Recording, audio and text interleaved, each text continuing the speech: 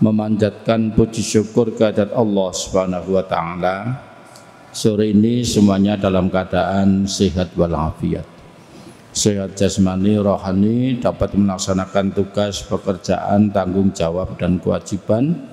Mudah-mudahan semua amal ibadah kita diterima di sisi Allah Subhanahu wa taala. Amin. Selanjutnya salam dan salawat marilah kita sampaikan pada junjungan kita Nabi besar Muhammad sallallahu alaihi wasallam, pada keluarganya, sahabat-sahabatnya, dan juga kepada para pengikutnya, insyaallah termasuk kita sekalian. Amin. Jamaah yang kami muliakan, untuk mengkondisikan suasana, marilah kita terlebih dahulu bersama-sama membaca doa yang disunahkan untuk diperbanyak di bulan Ramadan. Pada kesempatan ini mari kita bersama-sama membaca sebanyak 2 kali. Saya mulai, jamaah sekalian kami mohon untuk mengikutinya. Bismillahirrahmanirrahim. Asyhadu an la ilaha illallah astaghfirullah as'alukal jannata wa a'udzu bika minan nar.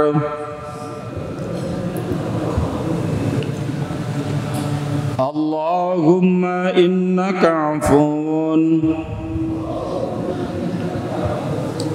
tuhibbul afwa fa'fu anni. Asyhadu an la ilaha illallah astaghfirullah as'alukal jannata wa a'udzu bika minan nar. Allahumma innaka afuwun tuhibbul afwa fa'fu anni. Terima kasih. Setiap agama itu pasti menawarkan jalan keselamatan. Ada klaim kebenaran bahwa agamanya yang paling benar, paling baik, itu pasti. Termasuk agama kita. Islam itu mengklaim dirinya yang paling benar, paling baik. Silakan dibuka jaminan Allah Ta'ala di dalam Al-Quran surat Ali Imran ayat yang ke-19. A'udzubillahi minasyaitonirrajim. Inna dina 'indallahil Islam. Sesungguhnya agama yang hak yang diridhoi di sisi Allah adalah Islam. Ini adalah klaim, adalah pengakuan bahwa Islam adalah yang paling benar, yang paling baik. Nanti ditambah lagi di dalam surat yang sama ayat yang ke-85. A'udzubillahi minasyaitonirrajim. Wa may yabtaghi ghairal islami dina fala yuqbala minhu wa huwa fil akhirati minal khasirin. Barang siapa mencari din, agama, pandangan hidup, ideologi, pedoman, kok ketemunya itu ghairal Islam, selain Islam, fala yuqbala minhu, tidak akan diterima. Wa huwa fil akhirati minal khasirin, dan di akhirat nanti termasuk orang yang rugi. Lah, untuk melihat klaim-klaim tersebut, maka secara sederhana pada sore ini akan saya ringkas. Apa toh ciri agama yang benar? Insya Allah ini ciri yang masuk akal, artinya secara nalar bisa diterima meskipun sederhana. Agama yang benar itu cirinya ada 5. Tolong diingat baik-baik. 1, agama yang benar itu pasti mengajarkan ketuhanan yang Maha Esa. Allah itu esa. Kalau sudah sampai sini, hanya Islam yang mengatakan seperti itu. Qul huwallahu ahad, la ilaha illallah. Akidah kita itu tauhid, mengesahkan Allah Subhanahu wa taala. Adapun di luar Islam itu pasti 3. Trimurti, Trinitas, Tritunggal, Trisila. Tri itu berapa? 3. Wassalam. Jamaah yang kami muliakan rahimakumullah, sudah menjadi watak atau menjadi sunatullah yang namanya penguasa itu mestinya 1. Tidak mungkin ada penguasa kok 2. Ini termasuk kelurahan mana sini? Jogokarian ini. Kelurahan Jogokarian ya. Ya. Ini lurahnya berapa? Oh, kelurahannya Jogokarian, Mantri Jeron. Ya, kelurahan Mantri Jeron. Pak lurahnya berapa? 1. Camatnya 1. Wali kotanya 1. Gubernurnya 1. Presidennya berapa? 1. Siapa? Jokowi apa Luhut? Oh, Jokowi. Ya kadang-kadang Jokowi, kadang-kadang Luhut lagi. Tapi 1, tidak mungkin. Ini bapak-bapak yang dari luar Jogja mungkin sekedar tahu. Ini sekedar contoh, saya ingin menunjukkan bahwa penguasa itu mestinya tunggal. Dari Kesultanan Ngayogyakarta Hadiningrat, dari Sultan Habib pertama sampai sekarang Sultan Habib ke-10, itu hanya Sultan yang ke-7 yang lengser ke Prabon ketika beliau masih hidup.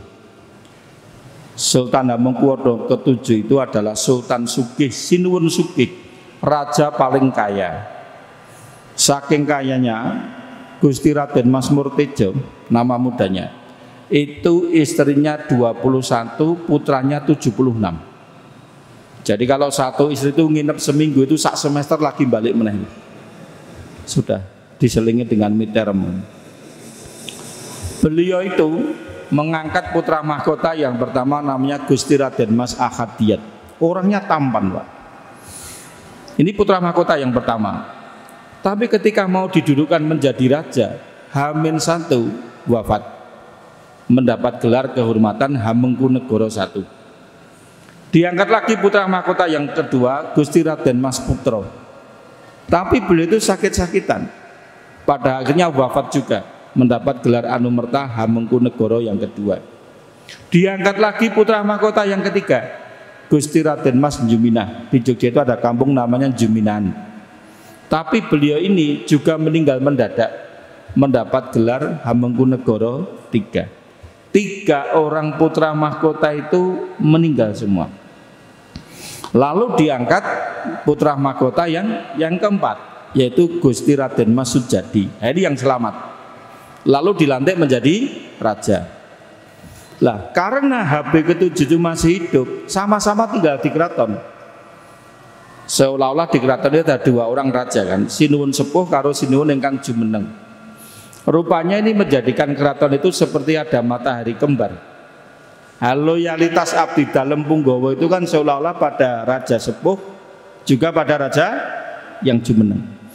Maka kemudian HB8 itu Nun Sewu setengahnya itu minta agar ayahnya itu keluar dari keraton. Istilahnya itu nundung lah gitu ya. Akhirnya beliau itu mesanggrah di Ambarukmo. Bagi orang Jawa, kematian terbaik itu adalah meninggal di rumah dengan ditunggui oleh keluarganya. Meninggal di luar rumah itu kurang baik menurut pandangan orang Jawa. Dan Sinuwun yang ke-7 sudah merasa, ini mesti aku harap neng pesanggrahan Ambarukmo meninggal. Maka beliau itu mengeluarkan kata-kata kalau orang Jawa itu nyepatani, sak bubarku ora bakal ana raja Mataram sing mati neng jero kraton. Maka HB7 itu meninggal di Ambarukmo. Nanti putranya HB ke-8 meninggal di dalam kereta api dari Jakarta ke Jogja, meninggal di Wates. HB9 meninggal di mana? Washington. HB10 oh masih hidup, jangan. Itu. Lah, dari kisah ini menunjukkan bahwa raja itu harus tunggal, tidak ada loyalitas ganda. Maka kalau sudah bicara seperti ini, hanya Islamlah satu-satunya agama yang ketuhanan yang Maha Esa. Itu yang pertama. Yang kedua, ciri agama yang benar itu tidak usah belajar sastromaster, nggak usah baca textbook, cukup dilihat dari tempat ibadahnya. Ciri agama yang baik dan benar itu ciri yang kedua apa? Tempat ibadahnya itu bersih. Yang saya maksud bersih itu bersih dari patung, arca dan berhala. Kalau sudah demikian ini, hanya masjidlah satu-satunya tempat ibadah yang bersih dari patung, arca dan berhala. Alhamdulillah. Coba panjenengan ingat-ingat ketika masih berkunjung ke Candi Borobudur. Candi Borobudur itu tempat ibadah agama apa itu?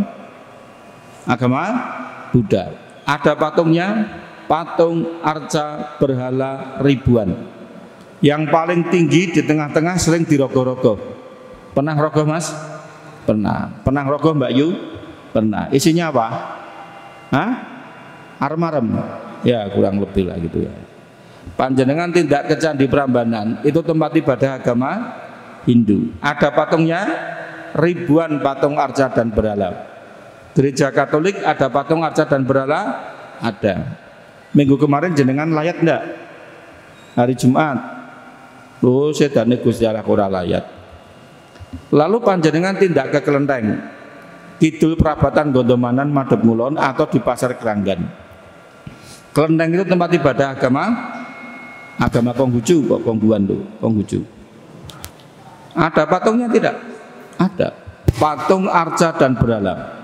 Semua tempat ibadah di luar masjid itu pasti ada patung arca dan berhala. Hanya masjidlah satu-satunya tempat ibadah yang tidak ada patung arca dan berhala. Alhamdulillah.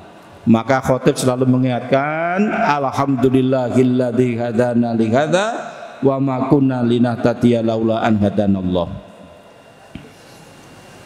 Kita masih ingat di antara visi kenabian atau di antara misi kenabian itu adalah menghancurkan patung arca dan berhala. Nabiullah Ibrahim alaihissalam itu menghancurkan patung di kuilnya Raja Namrud. Nabi Musa itu menghancurkan patung sapi As-Samiri sesembahan Bani Israel. Nabi Isa alaihissalam itu membersihkan bait Allah di Yerusalem dari segala macam patung dan berhala. Dan Nabi yang terakhir, Nabi Muhammad sallallahu alaihi wasallam juga membersihkan berhala patung arca di sekitar Ka'bah di Masjidil Haram. Semua nabi salah satu misinya itu menghancurkan patung arca dan berhala. Jadi kalau ada orang kok masih menggunakan patung arca dan berhala, itu teknologi setan yang kadaluwarsa. Karena dari itulah maka Allah Ta'ala dengan tegas mengatakan, ya ayyuhalladzina amanu innamal khamru wal maisiru wal ansabu wal azlamu rijzun min amalis syaitan fastanibu lahu la'alakum turhamun. Wahai orang-orang yang beriman, yang namanya khamr, minuman keras, judi, berhala, dan mengguni nasib adalah perbuatan buruk, termasuk perbuatan setan. Saya kalau ceramah di sini masalah patung tidak masalah, panjenengan sudah tahu. Tapi kalau ceramah kayak gini disampaikan di daerah Muntilan, masalah Pak. Di sana banyak yang bikin patung. Itu yang kedua. Yang ketiga, agama yang benar itu dicirikan dengan yang namanya sujud. Sujud itu adalah penghambaan tertinggi seorang manusia kepada Tuhannya. Kenapa? Segala kebesaran dan kesombongan manusia itu nisbatnya pasti kepala. Pimpinan rumah tangga disebut kepala rumah tangga atau kepala keluarga. Tidak pernah disebut bau keluarga. Pimpinan sekolah disebut kepala sekolah.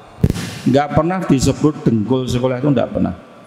Pimpinan desa disebut kepala desa. Pimpinan kantor disebut kepala kantor. Sampai pada pimpinan negara juga disebut kepala negara.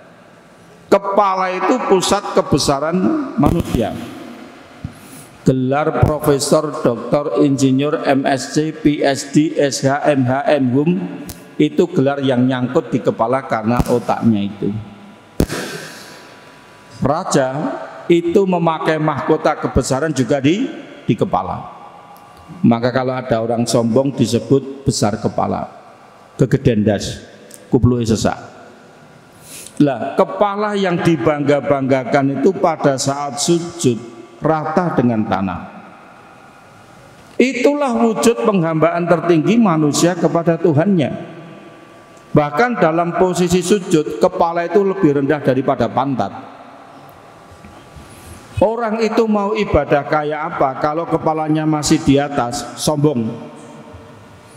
Meskipun sila tangannya sedekut seperti ini, tapi kalau kepalanya masih di atas, sombong. Apalagi beribadah sambil berdiri kan nyanyi. Aqua, kapan sujudnya? Jamaah yang kami muliakan, jangankan seorang hamba kepada Tuhannya, malaikat pun disuruh sujud kepada Adam. Wa idh qulna lil malaikati isjudu li adama fasajadu illa iblis.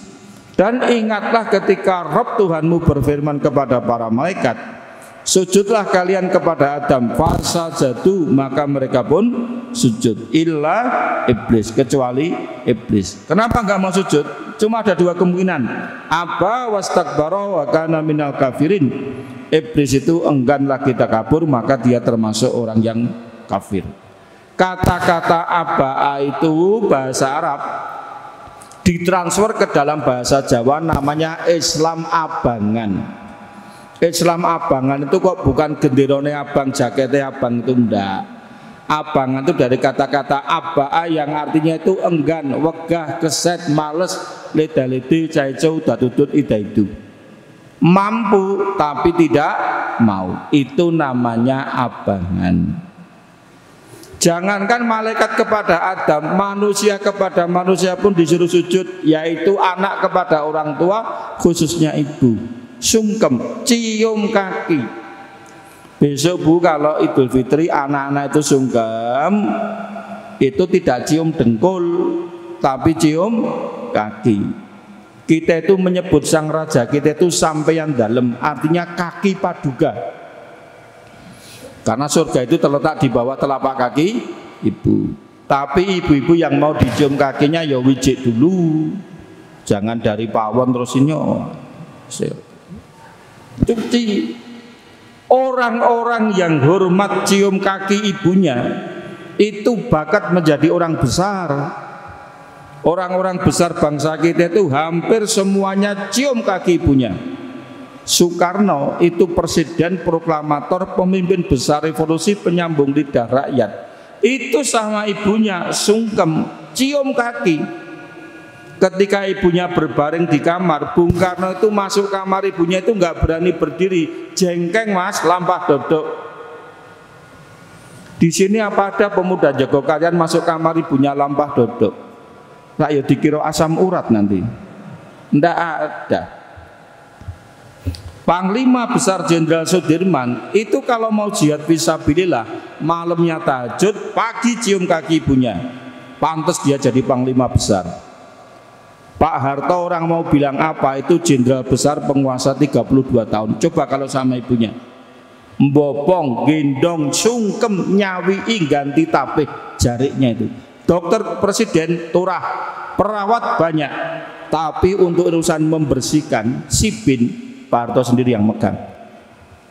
Orang mau bilang apa, itu orang yang bakti sama ibunya. Jenderal SBY itu presiden 10 tahun. Coba kalau sama ibunya, dipundi-pundi, dibopong kemana-mana itu. Apalagi beliau merasakan akibat dari perceraian orang tuanya. Semua orang-orang besar itu pasti sujud cium kaki ibunya. Bung Karno, Jenderal Besar Sudirman, Pak Harto, SBY. Jangankan orang-orang besar itu, Inspektur Vijay itu kan polisi India, ugal-ugalan itu polisi kurang ajar itu. Tapi kalau ketemu ibunya, acak-acak, cium kaki. Pantas Inspektur Vijay itu selalu menang melawan Tuan Takur. Itu hebatnya Inspektur Vijay. Jadi agama yang benar itu sujud. Yang keempat, agama yang benar itu jadinya mudah. Apa itu?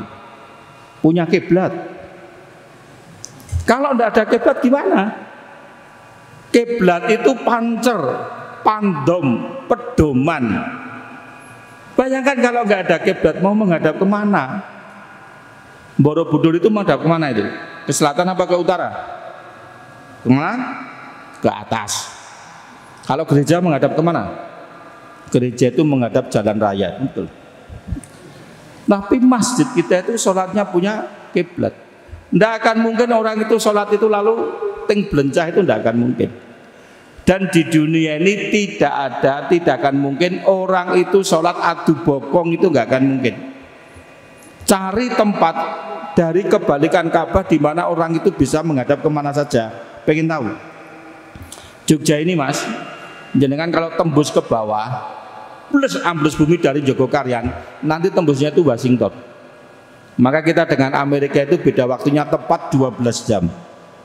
Lah kalau Mekah, Ka'bah tembus titik baliknya mana? Itu lautan Mikronesia, sebelah baratnya Hawaii. Sopo sing arep salat yang tengah laut? Tidak ada. Pasti semuanya menghadap kiblat. Fawalli wajhaka syatral masjidil haram. Oh, kalau begitu agama yang benar itu cirinya satu, mengajarkan ketuhanan yang maha esa. Yang kedua, tempat ibadahnya bersih, tidak ada patung, arca dan berhala. Yang ketiga, mengajarkan sujud. 4, punya kiblat. 5, lah ini kitab sucinya asli. Ini nggak bisa ditawar-tawar. Jangankan kok kitab suci, dokumen sekelas KTP saja mengendaki asli. Panjenengan ngurus BPJS EKCK, lalu yang ditunjukkan fotokopi, kira-kira diterima apa ditolak? Tolak. Padahal itu fotokopi yang sama persis dengan yang asli. Itu sekelas KTP. Anda baru pulang dari Amerika punya ID card, ya punya KTP, tapi tulisannya bahasa Inggris, terjemahan. Diterima apa ditolak? Tolak. Anda kena tilang, prit, siang Pak, mana SIM STNK-nya? Duduke fotokopi ini Pak polisi. Kira-kira diterima apa disampluk itu? Sampluk. Wong jalui KTP kok enggak fotokopi. Fotokopi yang sama dengan aslinya pun ditolak. Dokumen sekelas KTP, SIM, STNK, paspor, ijazah, itu saja mengendaki aslinya, apalagi kitab suci. Kalau sudah demikian, kitab suci yang asli ya tinggal kita saja. Al-Quran. Inna nahnu nazzalna dzikra wa inna lahu lahafidun. Sesungguhnya kami Allah yang telah menurunkan Al-Quran, nama lainnya Al-Dzikra itu, wa inna lahu lahafidun, dan kami akan menjaganya. Maka Quran yang dibaca zaman Nabi Muhammad dengan Quran yang dibaca zamannya Muhammad Iksan sama, Wak. Tidak usah khawatir. Quran yang dibaca tadarus zaman Abu Bakar As-Siddiq dengan Abu Bakar Basir sama. Qurannya zaman Umar bin Khattab dengan Umar Wiradikusuma sama. Quran di Kroya dengan di Korea sama. Quran di California dengan di Kalicode sama. Tidak usah khawatir. Itu karena Allah yang menjaga. Keaslian Al-Quran itu terjaga baik huruf, lafaz, makhraj, asli semua. Yang itu tidak dimiliki oleh agama lain. Coba panjenengan tahu nggak yang namanya Gusti Yesus, Nabi Isa. Nabi Isa itu orang Madura atau Bani Israel? Bani Israel. Tidak akan mungkin Injil berbahasa Madura. Pasti Injil yang turun pada beliau itu Injil yang berbahasa Ibrani, sekurang-kurangnya bahasa Aram. Tapi sekarang cari Injil bahasa Ibrani tidak ada. Ada teman mengatakan pernah ada, Wak, saat di Tel Aviv ada pustaka itu Injil bahasa Ibrani. Itu terjemahan malahan. Berarti belum tahu sejarah. Injil itu ditulis kurang lebih 30 tahun setelah beliau wafat. Penulisnya pertama kali itu Paulus, yang kedua Lukas, yang ketiga Markus. Panjangan preso. Paulus itu pertama kali menulis Injil itu dalam bahasa Yunani, bukan Ibrani. Kenapa Paulus menulis dalam bahasa Yunani? Karena pada waktu itu Yunani itu bahasanya kosmopolitan. Beliau itu kan melalang buana, menciarkan agama ke Korintus, ke Galatia, ke Efesus, ke Roma, macam-macam. Itu bahasa kosmopolitannya bahasa Yunani. Sama kalau misalnya Pak Toto ini kan, ini dosen saya, yang teman saya ini, calon profesor. Sudah lama jadi dekan. Ini Beliau itu kalau nulis artikel kok pakai bahasa Jawa, sing ngarep maca sapa? Nggak ada yang mau baca, paling majalah Joko Lodang kan. Nggak menarik. Tapi beliau itu nulis artikel dalam bahasa Indonesia supaya bisa dibaca dari Sabang sampai Merauke. Tapi kalau beliau itu menulis jurnal ilmiah levelnya internasional, tentu pakai bahasa Inggris karena itu bahasa kosmopolitan. Itulah yang dilakukan oleh Paulus. Boyko. Cepat. Baik, jamaah sekalian saya lanjutkan. Dan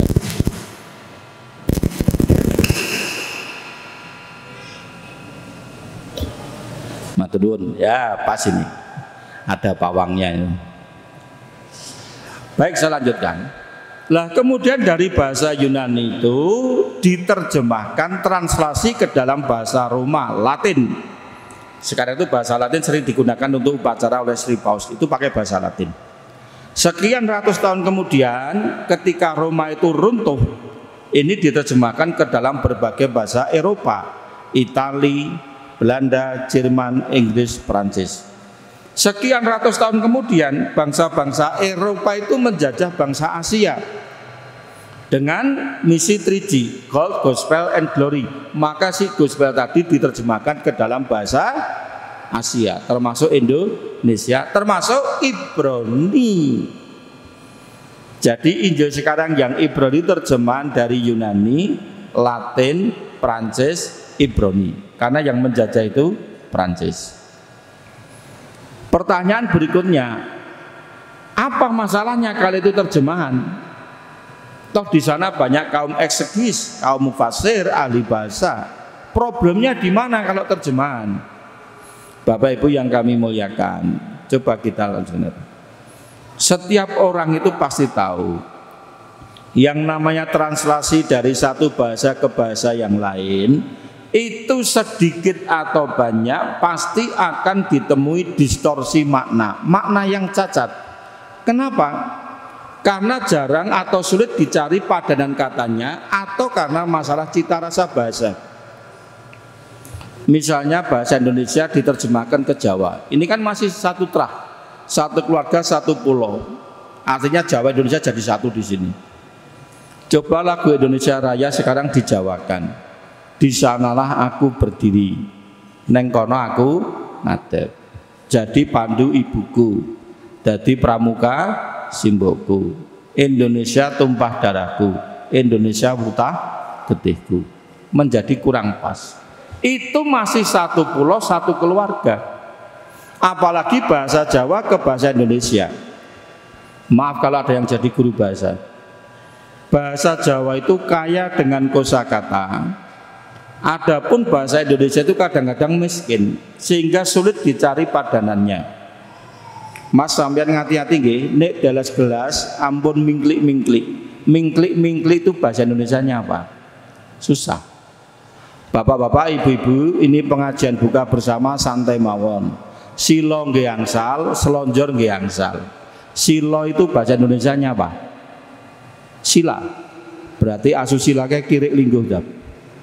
Selonjor itu bahasa Indonesianya apa? Susah.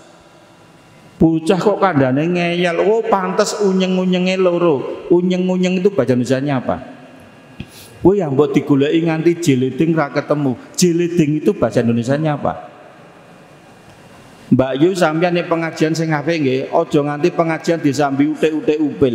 Utek-utek upil itu bahasa Indonesianya apa? Susah. Yang namanya bahasa Indonesia taunya ya cuma anak ayam sama anak ayam. Jawa ada ayam, ada pitik, ada kutu. Di Indonesia cuma ada kuda sama anak kuda, neng kene ono jaran, ono belu. Di Indonesia ya cuma ada sapi, anak sapi, neng kene ono sapi, neng kene ono pedet. Sana taunya ya kerbau dan anak kerbau, neng kene ono kebo, ono gudel. Jamaah yang kami muliakan. Orang Jawa itu memang punya kosakata yang luar biasa. Orang jatuh saja itu warna papat kok, kepleset, kepletring, geblak, drosor, apalagi keplengkang. Dan itu beda-beda antara yang geblak, drosor, kepletring, kepleset, pelengkang itu beda-beda. Apalagi kalau bicarakan orang tidak waras. Orang tidak waras itu bahasa Indonesianya gila, titik. Tapi tidak waras kok versi Jogokarian ki werna 10. Gendeng, gemblung, kentir, pekok, petuk, ngangoh, lulak lolot, datnyeng lagi. So werna 10 itu. Memang jenengan itu punya cita rasa pakentiran yang luar biasa. Itu dalam satu bahasa itu pasti ada seperti itu. Maka kita ini alhamdulillah mendapatkan Al-Quran yang terpelihara bahasanya, keasliannya, hurufnya sampai kepada makhrajnya. Karena itulah Allah mengingatkan dalam surat Yusuf ayat yang kedua, Inna anzalnahu Qur'anan Arabiyyan la'allakum ta'qilun. Sesungguhnya kami Allah telah menurunkan Al-Quran itu ke dalam bahasa Arab, la'allakum ta'qilun, agar kalian berpikir, menggunakan akal. Jamaah yang kami muliakan rahimakumullah, cepat atau lambat bahasa-bahasa di luar bahasa Arab itu akan lenyap. Dulu bangsa Eropa itu bercakap-cakap menggunakan bahasa Latin. Sekarang mana ada orang bercakap-cakap dengan bahasa Latin? Kota Roma yang asli bahasanya pakai bahasa Itali, tidak lagi bahasa Latin. Dulu di zaman Mojopahit kita bercakap-cakap dengan bahasa Sanskerta. Sekarang mana ada orang bercakap-cakap dengan bahasa Sanskerta. Bahasa Jawa pun jarang-jarang dipakai. Anak-anak kita yang SD SMP tak tanya, lebih banyak pakai bahasa Jawa apa bahasa Indonesia? Bahasa Indonesia. Ada suatu riset dulu tahun 85 saya clipping dari majalah Koran Kompas. Orang menyelidiki bahasa asli penduduk Eskimo karena sudah mulai berbaur dengan bahasa Norway, Finland maupun Denmark, yaitu Eropa Utara. Riset punya riset diteliti pada waktu itu, yang masih menggunakan bertutur kata bahasa asli Eskimo itu tinggal 2 orang, Pak. Lah kalau 2 orang itu yang satu mati, iki arep omong rosopo. Hilangnya bahasa itu ditandai dengan hilangnya nama-nama. Hilangnya nama itu awal hilangnya bahasa. Dulu di zaman Mojopahit, Demak, Mataram, Senopati, itu orang itu kadang-kadang memberi nama anak laki-lakinya dengan nama binatang itu biasa.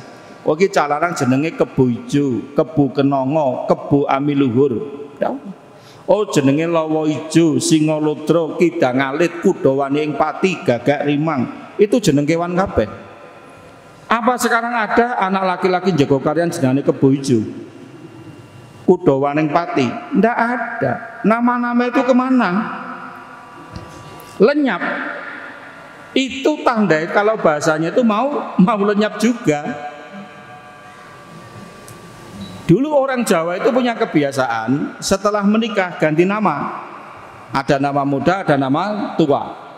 Nama tua itu coba Anda dengarkan. Sekarang masih ada enggak? Kakek saya itu namanya Atmo Pawiro, Darso Sentono, Prapto Wiyono, Kromo Wiyono, Murdo Sasmito, Sosro Siswoyo, Kapto Harjono, Arjo Pangarso, Sastro Sarjono. Nama-nama itu sekarang ada enggak kira-kira? Ada yang masih pakai nama itu? Ada enggak? Enggak ada. Orang desa itu dulu namanya sederhana, Ngelegeno Bloko Suto. Oh kok lahir cocoke wae karo pasarane. Lahir pasarane pon, nek lanang ya mek poniman, ponimin, ponijo, ponidi. Nek wedok ponirah, ponikem, poniyem, ponijem, gampang. Oh lahir pasarane wagi, nek lanang ya mek wagiman, wagimin, wagiyo, wagino. Nek wedok waginah, wagirah, waginem, wagiem. Wajar. Kecuali Pak Rebo lahirnya dina Kamis itu. Namanya itu aja. Oh lahir pasarannya apa paing, ayo mek paiman, paimin, paidi, paijo, paino. Nek wedok painah, pairah, paijah, paidem, paijem. Saiki golek cah wedok jenenge paijem kira sangat banget. Golek jenenge ngadinem, wagimin, wagiman ndak ada. Sekarang namanya Reza, Andre, Angga, Bayu, Salsa, Niken. Sing jeneng Adio iki ora ono. Ndak ada. Paling po jenenge Eko, itu lumayan iki. Pasti anak nomor satu. Jadi hilangnya bahasa itu merupakan sunatullah. Pada akhirnya nanti kita di surga itu pun bercakap-cakap dengan bahasa Arab. Sudah kursus belum? Lha ya jangan sampai nanti nang swarga kok ting plegu ana hada. Aku misalnya me ana ro hada. Kita nanti di surga memakai bahasa Arab. Jadi kalau ada orang bilang kod dan kadrun, tobat. Jenengan tanpa bahasa Arab mudyar we. Iya, kamu mau ngomong apa? Bahasa Arab itu sudah menjadi bahasa Indonesia. Iman, Islam, malaikat, nabi, rasul, kitab, wahyu, takdir, itu semuanya bahasa Arab.